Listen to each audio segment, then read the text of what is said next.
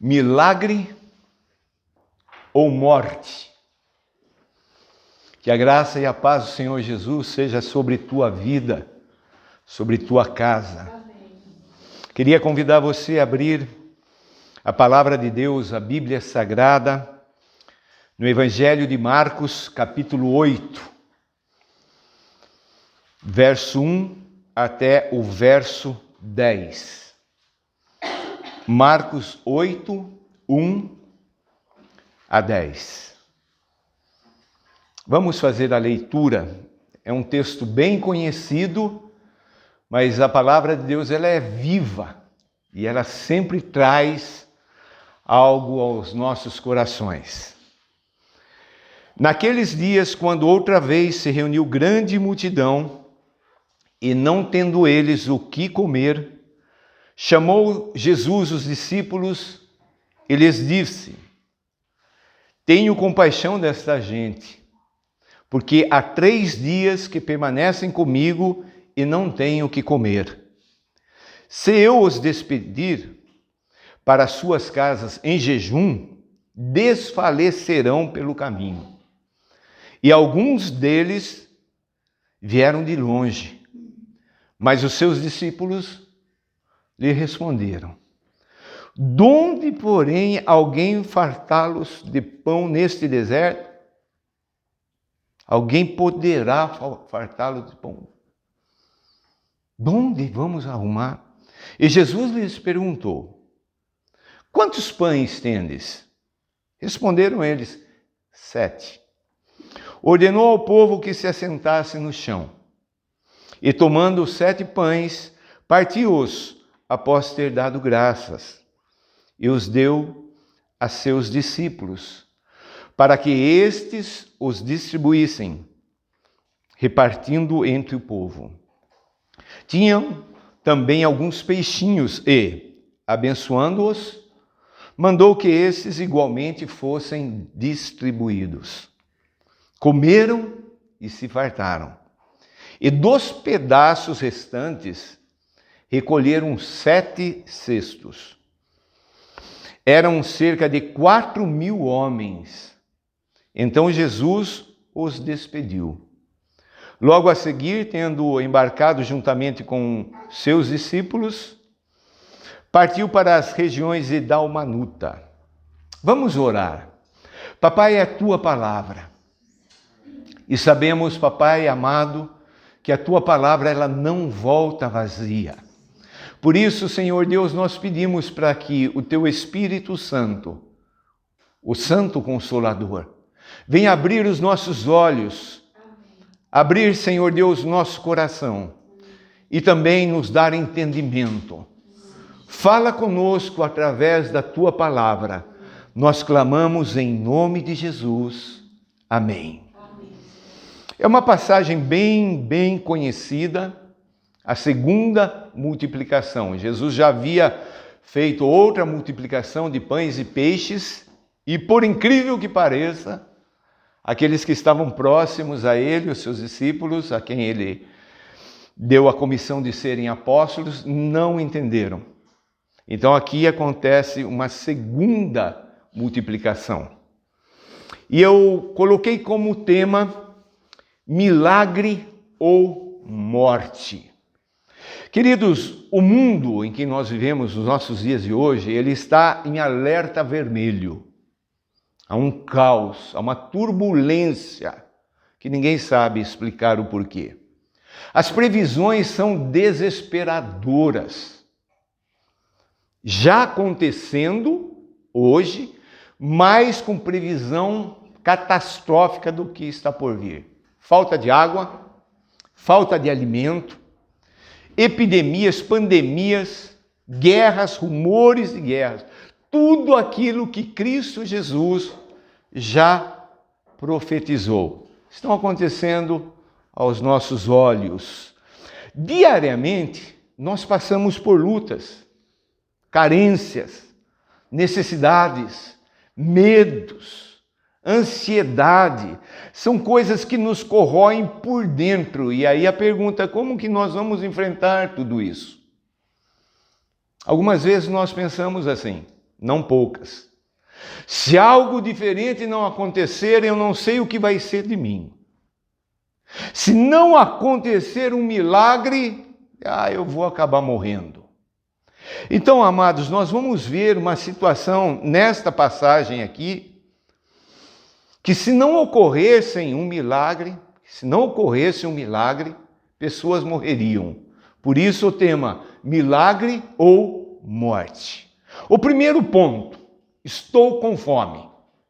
Nós vemos aqui uma multidão que estava ali caminhando, buscando o Senhor Jesus, buscando cura, ouvindo as palavras de Jesus, os ensinamentos de Jesus, e eles chegavam à conclusão: nunca vimos alguém com tamanha autoridade. Mas essa multidão não tem o que comer. Essa multidão está faminta. E Jesus diz ali no verso 1 e no verso 2, naqueles dias quando outra vez, então era comum reunirem multidões acerca de Jesus, junto de Jesus, e não tendo eles o que comer. Eles estavam com fome. Jesus percebe a situação. Chamou os seus discípulos e disse: tenho compaixão. Olha como Jesus é movido por compaixão dessa gente, porque há 3 dias que permanecem comigo e não têm o que comer. Ou seja, eles estão com fome. Mas não é uma fome como a gente costuma muitas vezes, né? A gente fala: estou morrendo de fome. 2 horas atrás tomou um café da manhã e antes do almoço já está falando: estou morrendo de fome. Não é esta fome. É aquela fome que dói no estômago. É aquela fome que começa a interferir na maneira de pensar. É aquela fome que começa a trazer um cansaço excessivo. Tudo começa a ficar difícil. E Jesus fala que eles vieram de longe, e se Jesus os mandassem da maneira como eles estavam, eles poderiam desfalecer. Essa palavra fala de se consumir, desanimar, cansar, chegar até a enfermidade e a morte. Algo precisava acontecer sobrenatural para que este povo, esta multidão, 4.000 homens, fora as mulheres e as crianças, pudessem ter um alimento para sobreviver. Então, o primeiro ponto, estou com fome. Segundo ponto, estou limitado. Quando Cristo Jesus apresenta essa situação aos discípulos, nós vemos a resposta dos discípulos.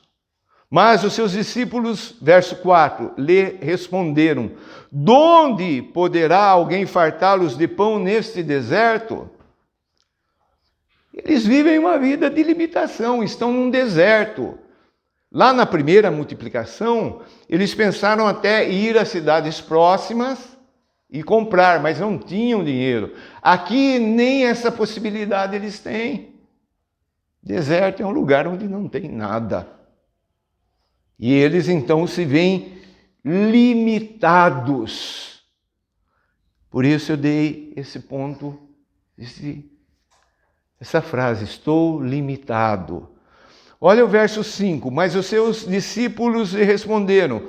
O verso 4, né? Estamos aqui no deserto, verso 5. E Jesus lhe respondeu: quantos pães tende? Responderam eles 7. Ou seja, uma multidão, 7 nada, é a mesma coisa. É limitado, nós não temos. Ali mais para frente eles vão falar que eles têm alguns peixinhos, verso 7. Tinham também alguns peixinhos. Mas você pode imaginar aquela multidão com essa quantia de alimento? Não daria nem para os discípulos de Jesus, quanto mais para alimentar aquela multidão. Então nós vemos uma multidão faminta e nós vemos os discípulos de Jesus, os cooperadores na obra, na maior limitação. Não tem o que fazer. E aí, quando a gente não tem o que fazer? Vai morrer, o pessoal vai embora, vai desfalecendo, e etc, etc, etc. Mas o terceiro ponto, estou no controle. Estou no controle. Olha o começo do verso 6. Ordenou ao povo que assentasse no chão. Jesus está no controle. E a primeira coisa que ele manda é: povo, multidão, sentem. Você vai falar, mas por quê? Eu não sei se você já viu uma situação de chegar alimento a alguém que está com fome. Se não tiver ordem, eles atacam. E ali ia ser né? Mas Jesus, ele está no controle. Sentem. Jesus tem autoridade. Não é? E eu vejo aquele povo naquela expectativa, sem saber o que vai acontecer, mas certamente com uma consciência de que Jesus está mandando, eu vou obedecer, porque vem alguma coisa da parte dele. Então Jesus dá esta ordem. A segunda coisa que Jesus faz, verso 6 ainda, é tomando os 7 pães, partiu-os, após ter dado graças. O que significa isso? Ele não orou para ver a multiplicação. Ele agradeceu. E eu chego a uma conclusão. Jesus era um homem de tanta fé que ele não pedia, ele já agradecia porque ele tinha certeza que ia acontecer. Quão diferente, não é? De nós. Ele agradeceu, partiu, deu graças e deu a seus discípulos. Então ele dá a tarefa para os discípulos distribuírem. Olha, deu a seus discípulos para que estes os distribuíssem, repartindo entre o povo. Não foi Jesus que foi lá, ele sabe agir de maneira cooperadora. Ele chama os seus cooperadores, os seus assistentes, os seus discípulos. E dá. Eu não sei como foi que aconteceu, mas eu fico imaginando os discípulos indo e aquilo se multiplicando, os pães se multiplicando. Também ali no verso 7 fala que tinha alguns peixinhos, abençoando-os, mandou que esses igualmente fossem distribuídos, assim como o pão, os peixinhos também. Ali um sanduichinho, pãozinho com peixinho, coisa gostosa, não é? Imagina para quem está faminto. Não há nenhuma expectativa, não há nenhuma possibilidade humana, mas Jesus está no controle. Jesus, ele dá a ordem à multidão, a multidão se assenta, ele dá graças pelo pão, ele dá graças pelo peixe, ele manda, ele está no controle. Ele manda os discípulos começam a distribuir. E depois de terminada essa história, Jesus ainda despede o povo. Olha, no finalzinho do verso 9, então Jesus os despediu. Que coisa tremenda é você poder contar com Cristo Jesus, sabendo que mesmo nos momentos mais difíceis da história humana, Jesus permanece no controle. Amém. Tudo o que está acontecendo está debaixo do controle de Cristo Jesus. E qual que é a conclusão que nós chegamos? Olha o verso 8. Comeram e se fartaram. Não foi assim uma porçãozinha única para cada um. Não, eles se fartaram.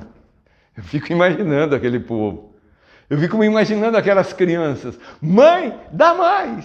Mãe, um pedacinho de pão. Mãe, um peixinho. E sendo distribuído e eles comendo e se fartando. Ou seja, comeram o tanto quanto foi necessário. E Deus, ele nunca faz a coisa limitada. Lembra, os discípulos estavam limitados, mas Deus não. O nosso Deus é um Deus de abundância. A vida que Cristo promete é a vida abundante. Quando o cálice vem sobre a ovelha, o bom pastor, faz transbordar. O Espírito Santo vem, ele não vem numa medidinha, ele faz transbordar. Esse é o nosso Deus. E ainda sobraram 7 cestos. Que coisa maravilhosa! Que coisa tremenda! Então, a morte, o milagre ou a morte. Ou acontece uma coisa ou acontece outra. 4.000 homens, mais as mulheres, mais as crianças. Jesus resolveu o problema. Aquilo que parecia ser impossível, para ele não é. E nós? Como que a gente aplica isso? Primeira coisa, você está com fome? Você está faminto? Você pode falar, não, tenho comido bem, tenho várias refeições por dia, mas será que existe só esse tipo de fome? Será que não está lá dentro você não está com fome de paz? O seu coração está agitado, a sua mente está confusa, sendo bombardeado, pensamentos, e você está faminto de paz. Que vontade, tem gente que fala, eu daria tudo para ter um tempinho de paz na minha vida. Será que você não está com fome, faminto por descanso? Você pode tirar férias, você pode passear, você pode se divertir, mas existe um cansaço que esse tipo de férias, de descanso, não resolvem. Essa agitação interior, essa turbulência na alma, se deita com a cabeça, se acorda de noite, e está lá aquela agitação, e você está faminto, com vontade de deitar assim e dar aquela descansada e acordar renovado, não só no físico, mas na alma, no espírito sendo restaurado por completo, recebendo o refrigério de Deus. Quantos estão precisando? Quantos estão famintos por justiça? Acontece isso, a pessoa entende errado, eu falo uma coisa, distorcem daquilo que eu falei, parece que eu sou a pior pessoa do mundo, e estão sendo injustos, e quanto mais eu falo, mais piora. Dentro do casamento, a justiça. Tem muitos que estão com fome de alegria, faminto de alegria. Lembra, naquele tempo eu me divertia, eu sorria, e eu era alegre, e eu não sei o que aconteceu, como é que eu estou hoje. Como eu me encontro hoje. Nada mais tem graça. Parece que a alegria fugiu, não sei mais o que é ter um momento de alegria na minha vida. Será que você não está faminto de amor? Será que você não se sente assim, pouco amado? Será que você não tem sentido a necessidade de um toque, de uma palavra, de um abraço? E tantas outras coisas. Você está com fome? A segunda pergunta, você está limitado? Você se sente limitado? Você olha para a sua vida e você vê aquilo que você tem é tão pouco. Aquilo que você tem em mãos é quase nada. E vai rapidamente, acaba rapidamente. Você se sente fraco, você se sente desamparado, você se sente aflito, triste, desesperado, carente. Você até gostaria de ter uma iniciativa de fazer alguma coisa, mas você se sente limitado. Não vai. Não, uma palavrinha para nós, 3ª, 4ª, 5ª idade. O nosso corpo, com o passar do tempo, ele vai ficando limitado. E muitas vezes a gente fica ali, brigando com o nosso corpo, tentando tomar uma vitamina, né, que venha resolver os nossos problemas. Mas a gente vai ficando ali limitado. E é horrível ficar limitado. É horrível. Mas a gente fica. No ministério, a gente vê grandes homens e mulheres de Deus e a gente muitas vezes se sente tão fraquinho. A gente vê aquele pregador que mexe com multidões e a gente prega ali, né? Naquela luta interna. Aí você gosta de tocar um instrumento, você vai e pega o instrumento. Daqui a pouco você vê no YouTube aquele acorde que você fez com tanta dificuldade, a pessoa fazendo... E você se sente tão limitado. E essas coisas vão nos prendendo. Essas coisas vão roubando de nós a força, o entusiasmo e até a fé. E a gente começa a chegar próximo da morte. E a gente fala, se não acontecer alguma coisa, eu vou morrer. E fisicamente essas limitações, as enfermidades, como machucam. Você se sente limitado? E a terceira parte da conclusão. Jesus continua no controle. Pode ser que você não esteja vendo, pode ser que a multidão, as vozes, a necessidade, o povo faminto, aquela coisa toda, vamos mandar todo mundo embora, alguns vão desfalecer pelo caminho, mas eu não tenho o que fazer, mas Jesus tem. E Jesus faz. Jesus está no controle. Ele tem todo o poder e toda a autoridade sobre tudo e sobre todos. Foi Ele quem criou todas as coisas. Jesus estava lá no princípio com o Pai. Jesus é o verbo, a palavra. Deus falava e a palavra Cristo Jesus fazia. Todo o universo, não só a sua vida, sua família, seu bairro, sua cidade, seu estado, seu país, a Terra, o planeta Terra, todo o universo está debaixo do controle de Jesus. Ele mantém tudo funcionando. Como assim? Ele é Deus. Nada é impossível para Ele. Ele está no controle de todas as coisas. Se você está sentindo faminto em alguma área da sua vida, se você está sentindo limitado em alguma área ou algumas áreas da sua vida, a resposta é uma só. Se submeta a Cristo Jesus. Ele vai fazer algumas perguntas para você. O que você tem na mão? O que você está necessitado? Creia. Ele vai multiplicar aquilo que precisa ser multiplicado na sua vida. Ele vai fazer com que você tenha os olhos abertos para uma nova dimensão de fé, que vai levar você a falar assim, tudo posso naquele que me fortalece. Eu sou limitado, eu sou carente, eu sou faminto, eu não tenho resposta em mim mesmo, mas eu creio em Jesus e eu tenho certeza que Ele cuida de mim. Vamos orar? Quero convidar você a baixar a cabeça, fechar os olhos. Papai, que situação?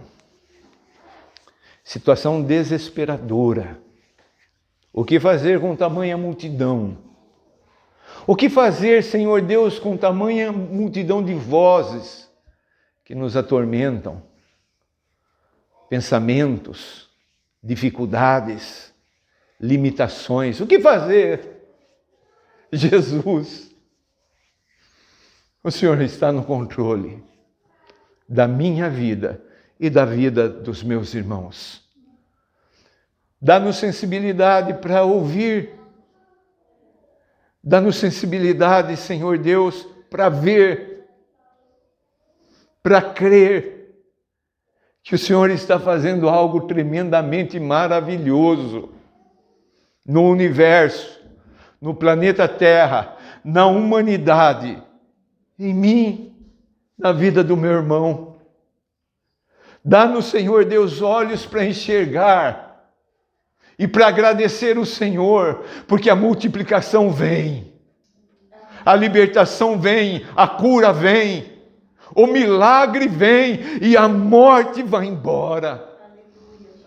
Nós cremos de todo o nosso coração. Jesus, Tu és a nossa esperança.